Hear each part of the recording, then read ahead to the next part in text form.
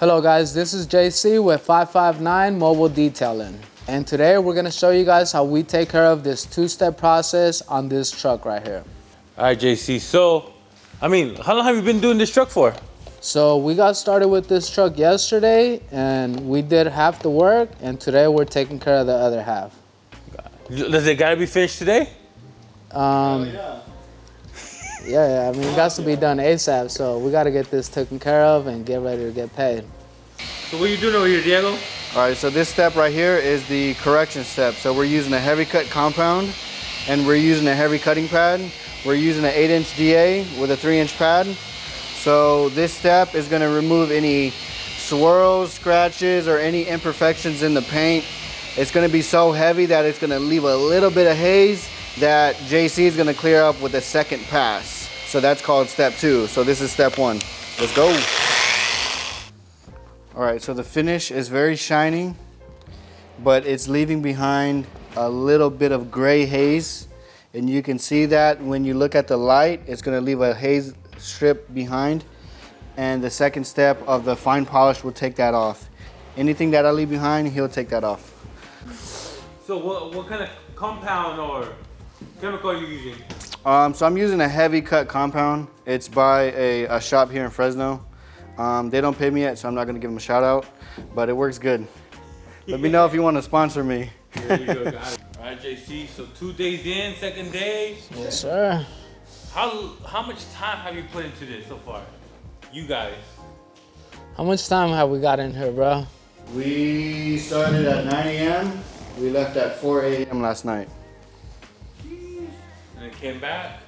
A big factor is that when you're cutting this paint, you have to try different combos. What I mean by combos is the cutting pad and the cutting compound, you know, from different brands and different like levels of grit. We were just trying to find what works with this paint. So that is probably what took the longest time yesterday. We found the groove, everything's going smooth. That combo, everything was going good after that, but the hardest part was getting that combo together. Yeah, was to get that in. Not even getting that combo together, but figuring out what works better for the paint. That and fucking accepting like some of the shit's underneath the clear coat. Yep. Because this truck was just painted and there was a lot of poor prep work on certain areas, and it showed when we get to polishing it. So JC, tell me, how do you feel about polishes, man? You like those? Like doing details, maintenances? What would you say? I like doing polishes because it makes the paint look super good, so it gives me good turnaround. So yeah, definitely starting to like doing polishes. This is something new that we're gonna offer onto my business, but we gotta perfect it before we start fully offering it. Oh, so this is new to you? I mean, we offer polishing, but I don't focus on polishing. I like focusing more on interior work than exterior work. But now we're gonna start sticking to both of them. All right, Diego, can you tell us why you're doing this job? What service do they get?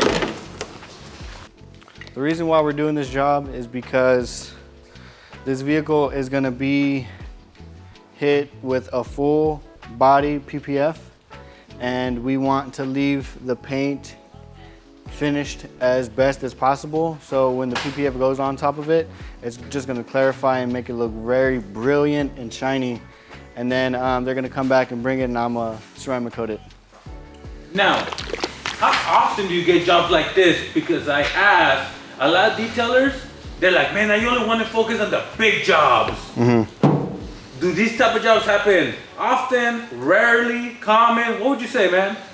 You know, the ego wants to say they happen all the time. They don't, especially in this economy. So when they do occur, you kind of want to grasp at the moment and take advantage and take them at all costs, because these are the higher paying jobs. But for me right now, they've been back to back, which, you know, is a blessing for me. But yeah, they don't happen too often, especially nowadays, because, you know, these jobs start at, you know, $1,500 to $2,000, or, you know, $1,000 for ceramic coating, and not a lot of people have disposable income nowadays for stuff like that. All right, guys, we're gonna wrap up this two-step correction. Let me know how much you guys would charge for this service. Drop it down in the comments down below. And if you would like to see more detailing content like this, please like, subscribe, and follow us on Instagram at 559 Mobile Detailing. And follow me at DGO Detailing.